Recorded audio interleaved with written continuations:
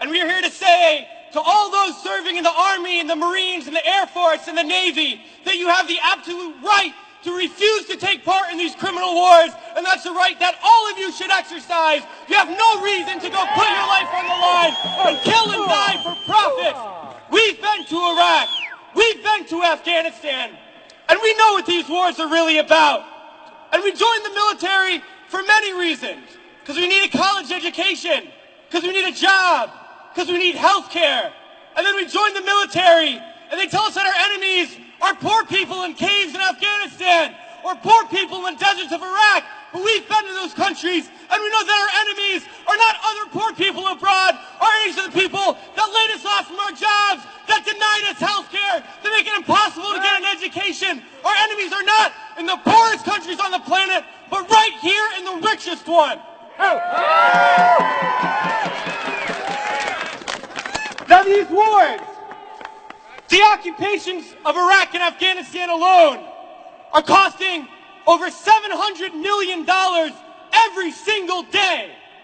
This is a crime every single day, while so many of us are hurting. Well, I think all of us here and the vast majority of people in this country would agree that we can spend $700 million a day better than bombing people that we have no reason to bomb. We can spend $700 million a day rebuilding those countries we've destroyed. We can spend $700 million a day caring for the veterans we get home when they get home. And then we can spend $700 million a day giving every single person health care, a college education, a job, and a livelihood, and a home. That's what we need to be spending our money on.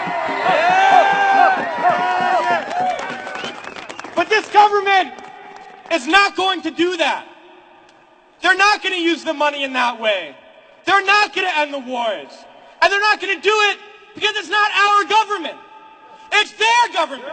It's the government of the rich. It's the government of Wall Street, of the oil giants, of the defense contractors. It's their government, and the only language that they understand is shutting down business as usual. And that's what we're doing here today, and we're going to continue to do until these wars are over.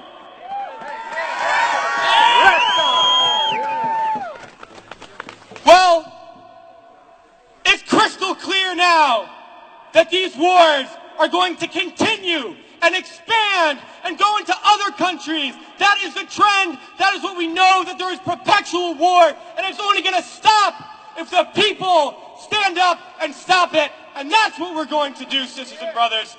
And a lot of people ask me, what do we do? Because we all know things are bad. We all see the atrocities on TV. We read about it. We experience it. People always ask, what do I do? Because we always want to know what to do. Do we vote? Do we support a politician? Do we join an organization? What do we do? Well, I'll tell you what we do. It's simple.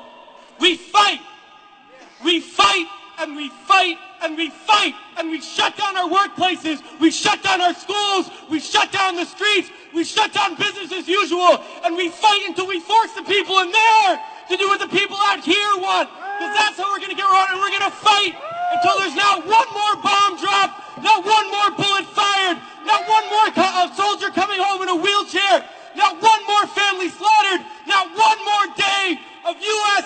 imperialism. So let's fight to make that happen. We can do it today, and in the days ahead, we have to fight to end these wars and create a better world, sisters and brothers. So join us in that fight. Thanks.